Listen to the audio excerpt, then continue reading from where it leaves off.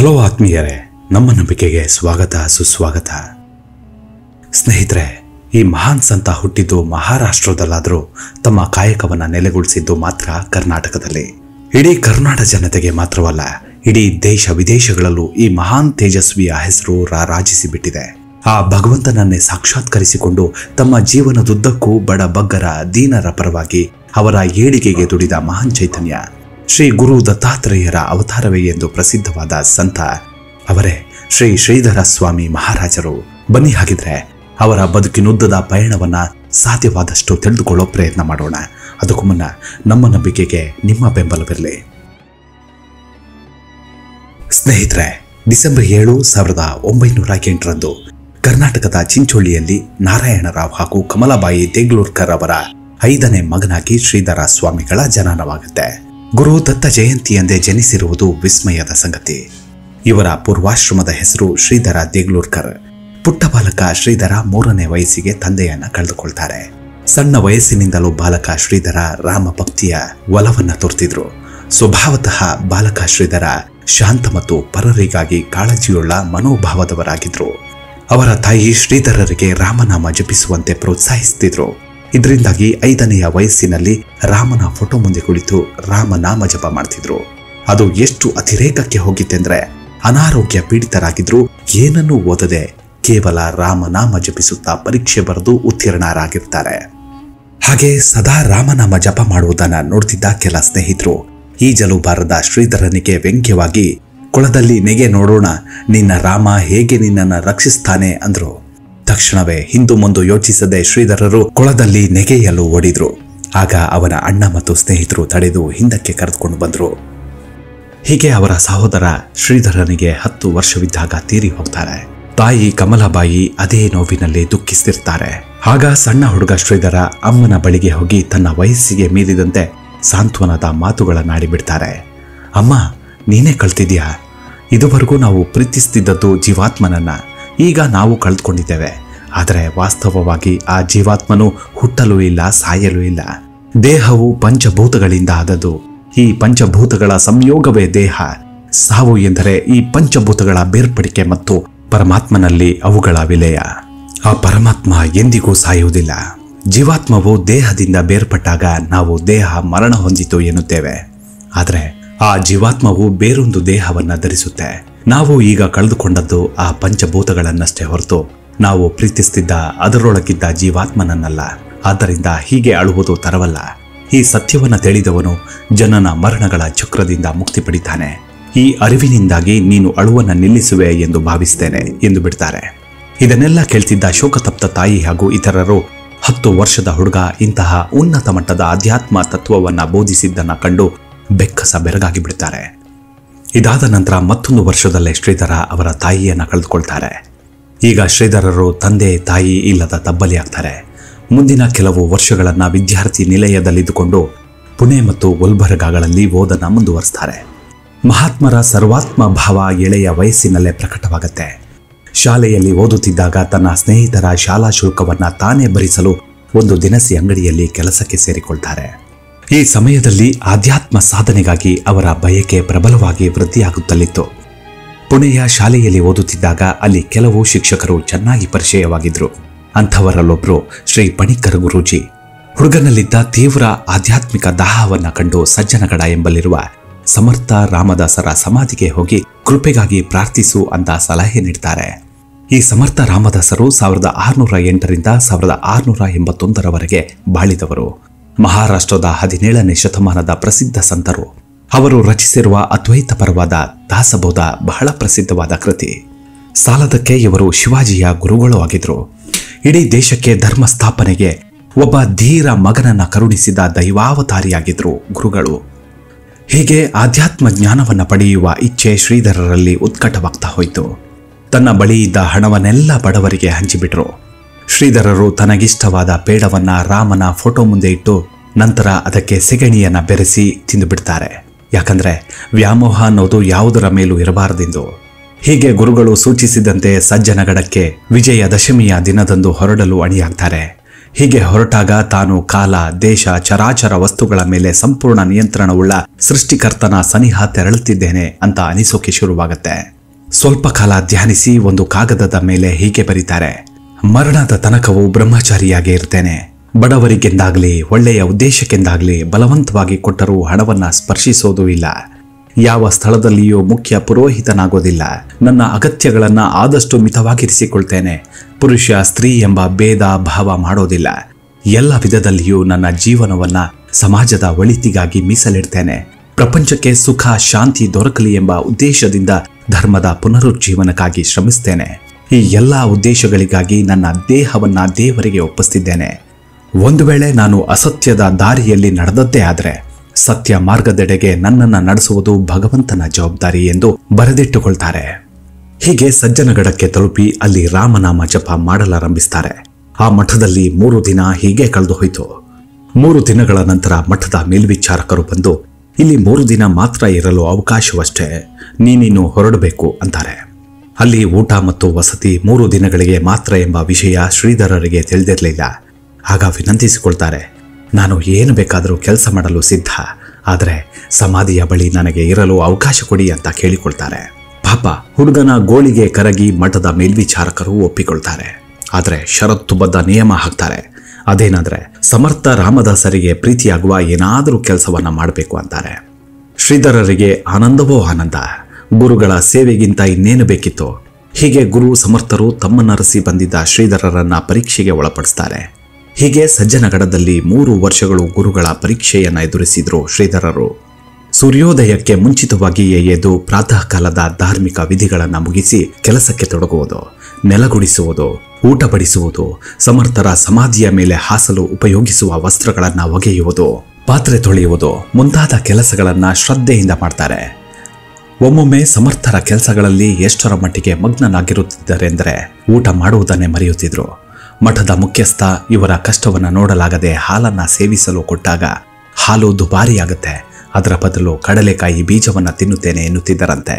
ಅದುವರೆಗೆ ಮಠದಲ್ಲಿ ಬೇರೆಯವರು ಪ್ರತ್ಯೇಕವಾಗಿ ಯಾವ ಕೆಲಸ ಮಾಡುತ್ತಿದ್ದರೋ ಅವೆಲ್ಲವನ್ನು ಶ್ರೀಧರರು ಒಬ್ಬರೇನೆ ಮಾಡ್ತಿದ್ರು. ಒಮ್ಮೆಗೆ 100 ಜನ ಮಾಡುವಷ್ಟು ಕೆಲಸವನ್ನ ಮಾಡ್ತಿದ್ರು.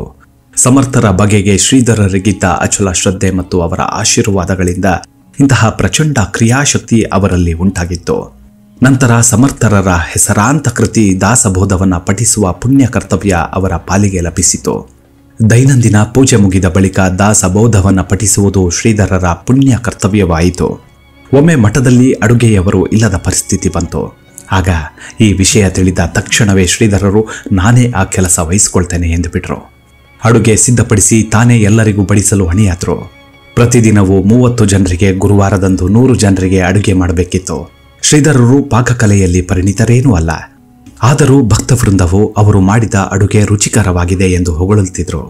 ಕಾರಣ ಅಡುಗೆ ಮಾಡುವಾಗ ರಾಮನಾಮ ಜಪಿಸುತ್ತಲೇ ಇರುತ್ತಿದ್ರು. ಕಲ್ಲು ಸಕ್ಕರೆ ಕೊಳ್ಳಿರೋ ನೀವೆಲ್ಲರೂ ಶ್ರೀಕೃಷ್ಣ ನಾಮವೆಂಬ ಕಲ್ಲು ಸಕ್ಕರೆ ಕೊಳ್ಳಿರೋ ಎಂದು ಪುರಂದರದಾಸರು ಹಾಡಿರುವಂತೆ ಭಗವಂತನ ನಾಮದ ಸವಿ ನಾವು ಮಾಡುವ ಸರ್ವ ಕರ್ಮಗಳಲ್ಲಿಯೂ ವ್ಯಕ್ತವಾಗುತ್ತೆ ಎಂದು ನಂಬಿದ್ರು. ಶ್ರೀಕೃಷ್ಣ ಪರಮಾತ್ಮ ಹೇಳಿದಂತೆ ಮಾಂ ಅನುಸ್ಕರ ಯುದ್ಧ ಚ ಅಂದ್ರೆ ನನ್ನನ್ನು ಸ್ಮರಿಸುತ್ತಾ ಯುದ್ಧ ಮಾಡು ಎಂದು ಅರ್ಜುನನಿಗೆ ಗೀತೆಯಲ್ಲಿ ಉಪದೇಶಿಸಿದ್ದಾನೆ. ಅದೇ ಕರ್ಮವೇ ಶ್ರೀಧರರ ಧ್ಯೇಯದಂತಿತ್ತು. ಊಟದ ನಂತರ ನೆಲವನ್ನ ಗೋಮಯ ಮಾಡುವುದು, ಬಳಲಿ ಬಂದ ವೃದ್ಧ ಭಕ್ತರ ಕಾಲುಗಳನ್ನು ನೀವುವುದು, ಚಿಕ್ಕ ಮಕ್ಕಳು ಹೇಳುತ್ತಿದ್ದ ಕೆಲಸವನ್ನ ಮಾಡುವುದು, ಬಳಿಕ ದಿನಕ್ಕೆ 3 ಬಾರಿ ತಣ್ಣನೆ ನೀರಲ್ಲಿ ಸ್ನಾನ ಮಾಡ್ತಿದ್ರು ಶ್ರೀಧರರು. ಚಳಿಗಾಲದಲ್ಲಿಯೂ ಇದನ್ನ ಬಿಡ್ತಿರಲಿಲ್ಲ. ಆ ಮೈ ಕೊರೆಯುವ ಚಳಿಯಲ್ಲಿಯೂ ಶ್ರೀಧರರು ಕೇವಲ ಕೌಪಿನ ಮಾತ್ರ ಧರಿಸ್ತಿದ್ರು. ಚಳಿಯ ಹೊಡೆತಕ್ಕೆ ಕೆಲವು ಕಡೆ ಚರ್ಮವು ಕಿತ್ತು ಬರ್ತಿತ್ತು. ಆದರೆ ಇದ್ಯಾವುದನ್ನು ಲೆಕ್ಕಿಸ್ತಲೇ ಇರಲಿಲ್ಲ. ಇವೆಲ್ಲವೂ ತಪಸ್ಸಿನ ಸ್ವರೂಪವಷ್ಟೇ. ಈ ದೇಹವೇ ಒಂದು ಭ್ರಾಂತಿ. ಅದನ್ನ ಪೋಷಿಸಿ ರಕ್ಷಿಸಲು ಸಮಯವೇಕೆ ವ್ಯರ್ಥ. ಅದನ್ನ ನನಗೆ ಸಹಿಸಲು ಏನು ಕಷ್ಟವಿಲ್ಲ. ಇಷ್ಟರಲ್ಲಿಯೇ ನನ್ನ ಒಳಗಿರುವ ನಿಜವಾದ ನಾನು ಎಂಬುದನ್ನು ಅರಿಯುತ್ತೇನೆ ಎಂದು ಹೇಳುತ್ತಿದ್ದರು. ಇದು ಅವರ ತತ್ವವಾಗಿತ್ತು. ಇವೆಲ್ಲವನ್ನು ಸರ್ವಂತರ್ಯಾಮಿಗಳಾದ ಸಮರ್ಥರು 1.5 ವರ್ಷಗಳಿಂದ ನೋಡುತ್ತಲೇ ಇದ್ದರು.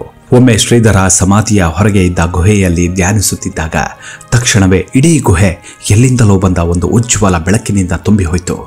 ಶ್ರೀಧರರು ಆಧ್ಯಾತ್ಮ ಸಮಾಧಿಯಲ್ಲಿ ಮುಳುಗಿಬಿಟ್ರು. ಆ ಬೆಳಕು ಒಂದು ಮಾನವ ರೂಪ ತಾಳ್ತು. ನೀಳಕೇಶ, ಉಬ್ಬಿದ ಹಣೆ, ಮಂದಸ್ಮಿತ ಮುಖ. ಅದು ಸ್ವತಃ ಸಮರ್ಥ ರಾಮದಾಸರೇ ಆಗಿದ್ರು. ಮಹಾತ್ಮರು ದೇಹವಲ್ಲ, ಅವರು ಸರ್ವವ್ಯಾಪಿ. ಎಲ್ಲಿ ಯಾವಾಗ ಯಾವ ರೂಪವನ್ನಾದರೂ ಅವರು ಧರಿಸಬಲ್ಲರು. ಪಂಚಭೂತಗಳ ಮೇಲೆ ಅವರಿಗೆ ಸಂಪೂರ್ಣ ನಿಯಂತ್ರಣವಿರುತ್ತೆ. ಅಂತಹ ಸಾಮರ್ಥ್ಯವುಳ್ಳ ಸಮರ್ಥರರೇ ಶ್ರೀಧರನ ಮುಂದೆ ಪ್ರತ್ಯಕ್ಷರಾಗಿದ್ರು. ಶ್ರೀಧರ ಸಾಷ್ಟಾಂಗ ನಮಸ್ಕರಿಸಿ ಕೈ ಜೋಡಿಸಿ ನಿಂತನು. ಮೌನದಲ್ಲಿಯೇ ಪರಸ್ಪರ ಸಂವಾದವಾಯಿತು. ಶಂಕರ ಭಗವತ್ಪಾದರ ದಕ್ಷಿಣಾಮೂರ್ತಿ ಸ್ತೋತ್ರದಲ್ಲಿರುವಂತೆ ಗುರೋಸ್ತು ಮೌನಂ ವ್ಯಾಖ್ಯಾನಂ ಶಿಷ್ಯಾಸ್ತು ಭಿನ್ನ ಸಂಶಯಾಹ, ಅಂದ್ರೆ ಗುರುವಿನ ವ್ಯಾಖ್ಯಾನ ಮೌನವಾಗಿತ್ತು. ಅಷ್ಟಕ್ಕೆ ಶಿಷ್ಯರ ಸಂಶಯಗಳೆಲ್ಲ ನಿವಾರಣೆಯಾಗಿದ್ದವು. ಮೌನದಲ್ಲಿಯೇ ಸಂಶಯ ನಾಶವಾಯಿತು. ಶ್ರೀಧರರ ಶರೀರದಲ್ಲಿ ಪರ್ಯಂತ ಪರಮಾನಂದದ ಲಹರಿಯೇ ಏಳುತ್ತಿತ್ತು. ಆ ಆನಂದ ಲಹರಿಯಿಂದ ಹೊರಬಂದಾಗ ಶ್ರೀಧರರು ಬಿಕ್ಕಿ ಬಿಕ್ಕಿ ಅಳಲಾರಂಭಿಸಿದ್ರು. ಕೊನೆಗೂ ಆ ದಿವ್ಯ ಸಾಕ್ಷಾತ್ಕಾರವನ್ನ ಸಾಧಿಸಿಬಿಟ್ರು. ಶಿವಾಜಿ ಮಹಾರಾಜರನ್ನ ಆಶೀರ್ವದಿಸಿದ್ದನ್ನ ಬಿಟ್ರೆ 300 ವರ್ಷಗಳ ನಂತರ ಸಮರ್ಥ ರಾಮದಾಸರು ಸ್ವತಃ ತಾವೇ ಆಶೀರ್ವದಿಸಿದ್ದು ಇದೇ ಮೊದಲಾಗಿತ್ತು. ಪರಮಾತ್ಮ ದರ್ಶನದ ಬಳಿಕ ಶ್ರೀಧರ ಸ್ವಾಮಿಗಳು ಬಹಳಷ್ಟು ಕಾಲವನ್ನ ಧ್ಯಾನದಲ್ಲೇ ಕಳೆದರು. ಏಕಾಂತವನ್ನ ಬಯಸ್ತಿದ್ರು. ಈ ಆಧ್ಯಾತ್ಮ ಸಮಾಧಿಯ ಗುರಿಯನ್ನು ತಲುಪಿದ ನಂತರವೂ ಆಧ್ಯಾತ್ಮ ಪಥದಲ್ಲಿಯೇ ಇದ್ದು ಧರ್ಮ ಮತ್ತು ಅಧರ್ಮ ಸಂದೇಶವನ್ನ ವಿಶ್ವಕ್ಕೆ ದಯಾಪಾಲಿಸುವ ಕಾರ್ಯದಲ್ಲಿ ತೊಡಗಿದ್ರು. ಸಮರ್ಥರ ಅಣತಿಯಂತೆ ದಕ್ಷಿಣ ಭಾರತದ ಕಡೆಗೆ ಬಂದರು. ಮುಂದಿನ 12 ವರ್ಷಗಳಲ್ಲಿ ದಕ್ಷಿಣ ಭಾರತದಲ್ಲಿ ಬಹುತೇಕ ಕಾಲ್ನಡಿಗೆಯಲ್ಲೇ ಯಾತ್ರೆ ಕೈಗೊಳ್ತಾರೆ. ಮಠ ದೇವಾಲಯಗಳಲ್ಲಿ ಪ್ರವಚನಗಳನ್ನು ನೀಡ್ತಾರೆ. ಈ ಸಂದರ್ಭದಲ್ಲಿ ಹೆಸರಾಂತ ಮಠಾಧಿಪತಿಗಳನ್ನ ಸಂತ ಮಹಾತ್ಮರನ್ನ ಸಂದರ್ಶಿಸ್ತಾರೆ. ಇಂಥವರಲ್ಲಿ ಒಬ್ಬರು ಶೀಗೆಹಳ್ಳಿಯ ಸ್ವಾಮಿ ಶಿವಾನಂದರು. ಶ್ರೀಧರ ಸ್ವಾಮಿಗಳ ಉನ್ನತ ಆಧ್ಯಾತ್ಮ ಸ್ಥಿತಿಯನ್ನು ಕಂಡ ಸ್ವಾಮಿ ಶಿವಾನಂದರು ತಮ್ಮ ಆಶ್ರಮದ ಮುಖ್ಯಸ್ಥರಾಗುವಂತೆ ಕೇಳಿಕೊಳ್ತಾರೆ. ಆದರೆ ಈ ಮೊದಲೇ ಕೈಗೊಂಡ ಪ್ರತಿಜ್ಞೆಯಂತೆ ಅವರು ಇದಕ್ಕೆ ಒಪ್ಪಲಿಲ್ಲ.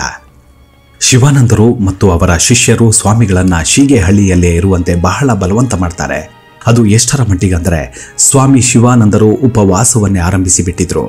ಕಡೆಗೆ ಶ್ರೀಧರ ಸ್ವಾಮಿಗಳು ಶಿವಾನಂದರನ್ನ ಹೇಗೋ ಒಪ್ಪಿಸಿ ಪುನಃ ಶೀಗೆಹಳ್ಳಿಗೆ ಬರುತ್ತೇನೆ ಎಂದು ಮಾತುಕೊಟ್ಟು ಅಲ್ಲಿಂದ ಮುಂದಕ್ಕೆ ಹೊರಟರು. ಕನ್ಯಾಕುಮಾರಿಯಲ್ಲಿ ವಿವೇಕಾನಂದರ ರಾಕ್ಗೆ ಭೇಟಿ ಕೊಟ್ಟು ಅಲ್ಲಿ ಧ್ಯಾನ ಮಗ್ನರಾಗ್ತಾರೆ. ಹೀಗೆ ಬೇರೆ ಬೇರೆ ಸ್ಥಳಗಳಿಗೆ ಭೇಟಿ ನೀಡ್ತಾರೆ. ನಂತರ 1942ರಲ್ಲಿ ಶೀಗೆಹಳ್ಳಿಯಲ್ಲಿ ವಿಧಿವತ್ತಾಗಿ ಸನ್ಯಾಸ ಸ್ವೀಕಾರ ಮಾಡ್ತಾರೆ. ಇದಾದ ನಂತರ 1967ರವರೆಗೆ ಭಾರತದಾದ್ಯಂತ ಸಂಚರಿಸಿ ತಮ್ಮ ಉಪನ್ಯಾಸ, ಬರಹ ಮತ್ತು ಹೊಸ ಹೊಸ ಆಧ್ಯಾತ್ಮ ಕಾರ್ಯಗಳಿಂದ ವೇದ ಧರ್ಮದ ಪ್ರಚಾರ ಮಾಡ್ತಾರೆ. 1951ರಲ್ಲಿ ಶಿವಮೊಗ್ಗ ಜಿಲ್ಲೆಯ ಸಾಗರ ತಾಲೂಕಿನ ಪ್ರಶಾಂತ ನಿಸರ್ಗದ ಮಡಿಲಲ್ಲಿರುವ ವರದಹಳ್ಳಿ ಅಥವಾ ಒದ್ದಹಳ್ಳಿ ಎಂಬ ಗ್ರಾಮಕ್ಕೆ ಬಂದು ನೆಲೆಸ್ತಾರೆ. ದುರ್ಗಾಂಬೆಯ ಸನ್ನಿಧಿಯಾದ ಈ ಜಾಗ ಪಶ್ಚಿಮ ಘಟ್ಟಗಳ ಚಿತ್ತಾಕರ್ಷಕ ಸ್ಥಳವಾಗಿದ್ದು ಬೆಟ್ಟಗಳಿಂದ ಆವೃತವಾಗಿತ್ತು. ವೇದವ್ಯಾಸರು ಕೆಲ ಕಾಲ ಇಲ್ಲಿ ತಂಗಿದ್ರು ಎಂಬ ಐತಿಹ್ಯವಿದೆ. ದುರ್ಗಾಂಬ ದೇವಾಲಯದ ಹಿಂಭಾಗದಲ್ಲಿ ಕಣ್ಣಿಗೆ ಕಾಣದಿರುವ ಕೆಲವು ಗುಹೆಗಳಿರುವುದು ಈ ಐತಿಹ್ಯಕ್ಕೆ ಪುಷ್ಟಿ ನೀಡುತ್ತವೆ. ಅವರು ನಿರ್ಮಿಸಿದ ಕುಟೀರವೇ ಮುಂದೆ ಶ್ರೀಧರ ಆಶ್ರಮವಾಗಿ ಬೆಳೀತು. ಶಿವಮೊಗ್ಗ ಜಿಲ್ಲೆಯ ಸಾಗರದಿಂದ ಕೆಲ ಕಿಲೋಮೀಟರ್ ದೂರದಲ್ಲಿದೆ. ಇದಕ್ಕೆ ಶ್ರೀ ಕ್ಷೇತ್ರ ವರದಪುರ ಅಂತ ಹೆಸರುವಾಸಿಯಾಗಿದೆ. ಯಾವ ಮಹಾತ್ಮರು ಆಶ್ರಮವನ್ನು ಕಟ್ಟೋದಿಲ್ಲ. ಅವರ ಸುತ್ತಮುತ್ತ ತಾನಾಗಿಯೇ ಆಶ್ರಮ ಸುತ್ತಮುತ್ತಲ ಭಕ್ತರ ಪ್ರಯತ್ನದಿಂದ ಬೆಳೆಯುತ್ತದೆಯೇ ಹೊರತು ಮಹಾತ್ಮರು ಅದನ್ನು ಕಟ್ಟಲು ಹೋಗೋದಿಲ್ಲ. ಮಹಾತ್ಮರು ಎಲ್ಲಿ ನೆಲೆಸುವರೋ ಅಲ್ಲಿ ಒಂದು ಆಶ್ರಮ ತಾನಾಗಿ ಸ್ಥಾಪಿತವಾಗುತ್ತೆ. ಶಾಂತ ನೀರವ ಪ್ರದೇಶವಾಗಿದ್ದರೂ ಈ ಸ್ಥಳದಲ್ಲಿ ನೀರಿಗೆ ಅಭಾವವಿತ್ತು. ಇದನ್ನು ನಿವಾರಿಸಲು ಶ್ರೀಧರ ಸ್ವಾಮಿಗಳು ತಮ್ಮ ಬಲಗಾಲಿನ ಹೆಬ್ಬೆಟ್ಟಿನಿಂದ ನೆಲದ ಮೇಲೆ ರಂಧ್ರ ಮಾಡಿದಾಗ ಅಲ್ಲಿಂದ ಅಂತರ್ಜಲ ಚುಮ್ಮಿತಂತೆ. ಆ ತೊರೆಗೆ ಶ್ರೀಧರ ತೀರ್ಥ ಅಂತ ಕರೀತಾರೆ. ಇಂದಿಗೂ ಆ ತೊರೆ ಬತ್ತದೆ ಅಲ್ಲಿನ ಜನರಿಗೆ ನೀರಿನ ಬವಣೆ ನೀಗಿಸಿದೆ. ಜೀವನದ ಉದ್ದೇಶ ಸನಾತನ ಹಿಂದೂ ಧರ್ಮದ ಪುನರುಜ್ಜೀವನ ಮತ್ತು ಮುಕ್ತಿ ಪಥದಲ್ಲಿನ ಯಾತ್ರಿಗಳನ್ನ ಏಕಾಗ್ರಗೊಳಿಸುವಿಕೆ ಇವುಗಳನ್ನು ಸೂಚಿಸುವ ಒಂದು ಧರ್ಮಧ್ವಜ ಎಂಬ ಪಂಚಲೋಹದ ಸ್ಮಾರಕವನ್ನ ಶ್ರೀಧರ ಸ್ವಾಮಿಗಳು 1954ರಲ್ಲಿ ಸ್ಥಾಪನೆ ಮಾಡ್ತಾರೆ. ಕರ್ಮ, ಉಪಾಸನೆ ಮತ್ತು ಧ್ಯಾನ ಈ ತ್ರಿಪುಟಿಯು ಮೋಕ್ಷ ಲಾಭದ ರಹಸ್ಯ ಅಂತ ಸಾರಿದ್ರು. ಸಮಕಾಲೀನ ಸಂತರು, ಮಹಾತ್ಮರು, ಸಾಧಕರು ಶ್ರೀಧರ ಸ್ವಾಮಿಗಳ ಹಿರಿಮೆಯನ್ನು ಅರಿತಿದ್ರು. ಶ್ರೀಧರ ಸ್ವಾಮಿಗಳು ಕನ್ನಡ, ಮರಾಠಿ, ಸಂಸ್ಕೃತ, ಹಿಂದಿ ಮತ್ತು ಇಂಗ್ಲಿಷ್ ಭಾಷೆಗಳನ್ನು ಬಲ್ಲವರಾಗಿದ್ದರು. ಅವರು ಕನ್ನಡ, ಮರಾಠಿ ಮತ್ತು ಇಂಗ್ಲಿಷ್ ಭಾಷೆಗಳಲ್ಲಿ ಒಟ್ಟು 20 ಪುಸ್ತಕಗಳನ್ನು ರಚಿಸಿದ್ದಾರೆ. ದತ್ತನು ನಾನು ಬೇರೆ ಬೇರೆ ಅಲ್ಲ ಎನ್ನುತ್ತಿದ್ದರು ಸ್ವಾಮಿಗಳು. ತಮ್ಮ ತಪಶಕ್ತಿಯಿಂದ ಅನೇಕರ ಕಷ್ಟಗಳನ್ನು ನಿವಾರಿಸಿ ಮಹಿಮಾ ಪುರುಷರೆನಿಸಿದರು. ಹೀಗೆ 1968ರಿಂದ 73ರವರೆಗೆ ಆಶ್ರಮದಲ್ಲೇ ಇದ್ದ ಸ್ವಾಮಿಗಳು ಚೈತ್ರ ಮಾಸ ಕೃಷ್ಣ ಪಕ್ಷದ ಮೊದಲನೇ ದಿನ ಸ್ವಾಮೀಜಿಯ ಆರೋಗ್ಯದಲ್ಲಿ ಏರುಪೇರಾಯಿತು. ಭಕ್ತರಿಗೆ ವೈದ್ಯರನ್ನ ಕರೆತರುವುದು ಬೇಡ ಎಂದರಲ್ಲದೆ ಸಮರ್ಥರು ದೈಹಿಕ ನೋವನ್ನ ನಲಿವೆಂದೇ ಭಾವಿಸಬೇಕು ಅಂತ ಉಪದೇಶಿಸಿದ್ದಾರೆ ಎಂದು ಬಿಟ್ರು. ಎಂದಿನಂತೆ 3 ಬಾರಿ ಸ್ನಾನ ಮಾಡಿದ್ರು. ಸ್ವಲ್ಪ ಹಾಲನ್ನ ಸೇವಿಸ್ತಾರೆ. ರಾತ್ರಿ ಅಲ್ಪಕಾಲ ವಿಶ್ರಾಂತಿ ಪಡಿತಾರೆ. ರಾತ್ರಿಯ ಉಳಿದ ಸಮಯದಲ್ಲಿ ಸಹಜ ಸಮಾಧಿಯಲ್ಲಿದ್ದು ಬಿಟ್ರು. ಮಾರನೇ ದಿನ 5 ಗಂಟೆಗೆ ಎದ್ದು ಪ್ರತರ್ವಿಧಿಗಳನ್ನ ಪೂರೈಸಿ ಧ್ಯಾನಕ್ಕೆ ಕುಳಿತರು. 8 ಗಂಟೆಗೆ ಧ್ಯಾನದ ಕೊಠಡಿಯಿಂದ ಹೊರಗೆ ಬಂದು ಭಕ್ತರು ಕೊಟ್ಟ ಹಾಲನ್ನ ಸ್ವಲ್ಪ ಸೇವಿಸಿ ಮತ್ತೆ ಧ್ಯಾನಕ್ಕೆ ಕುಳಿತರು. ಧ್ಯಾನಕ್ಕೆ ಕುಳಿತಿದ್ದ ಆಸನದಲ್ಲಿಯೇ ಬೆಳಗ್ಗೆ 9 ಗಂಟೆ ಏಪ್ರಿಲ್ 1973ರಂದು 2 ಬಾರಿ ಓಂ ಓಂ ಎಂದು ಉಚ್ಚರಿಸಿ ತಮ್ಮ ಆತ್ಮವನ್ನ ಪರಮಾತ್ಮನಲ್ಲಿ ವಿಲೀನಗೊಳಿಸಿ ಭೌತಿಕ ಕಾಯವನ್ನ ತ್ಯಜಿಸಿ ಬಿಡ್ತಾರೆ ಶ್ರೀಧರ ಸ್ವಾಮಿಗಳು. ಇದಾದ ನಂತರವೂ ಅವರ ಮುಖಭಾವದಲ್ಲಿ ಯಾವ ಬದಲಾವಣೆಯೂ ಆಗಲಿಲ್ಲ. ಬದಲಾಗಿ ಅವರ ಮುಖದ ಸುತ್ತ ಕೆಲವು ಕಾಲ ಒಂದು ಪ್ರಭಾವಳಿ ಕಾಣಿಸಿಕೊಂಡಿತ್ತಂತೆ. ನಂತರ ಶ್ರೀ ಕ್ಷೇತ್ರ ವರದಪುರದಲ್ಲಿ ಶ್ರೀಗಳ ಸಮಾಧಿಯೇ ಪೂಜಾ ಕೇಂದ್ರವಾಯಿತು. ಈ ಆಶ್ರಮಕ್ಕೆ ಉತ್ತರಾಧಿಕಾರಿಗಳಿಲ್ಲ. ಉತ್ತರಾಧಿಕಾರಿ ಪರಂಪರೆಯ ಮಠವೂ ಇದಲ್ಲ. ಒದ್ದಳ್ಳಿಯಲ್ಲಿ ಇವತ್ತಿಗೂ ಧಾರ್ಮಿಕ ಸಾಮಾಜಿಕ ಕಾರ್ಯಗಳು ನಡೆದುಕೊಂಡು ಬರ್ತಿದೆ. ದತ್ತಾತ್ರೇಯರ ಅಪರಾವತಾರ ಶ್ರೀಧರ ಮಹಾರಾಜರ ಆಶೀರ್ವಾದ ನಮ್ಮೆಲ್ಲರ ಮೇಲಿರಲಿ. ಮುಂದಿನ ಎಪಿಸೋಡ್ನಲ್ಲಿ ಮತ್ತೆ ಭೇಟಿಯಾಗೋಣ. ಅಲ್ಲಿವರೆಗೂ ನಿಮ್ಮ ಆರೋಗ್ಯದ ಕಡೆ ಗಮನವಿರಲಿ. Take care. ನಮಸ್ಕಾರ.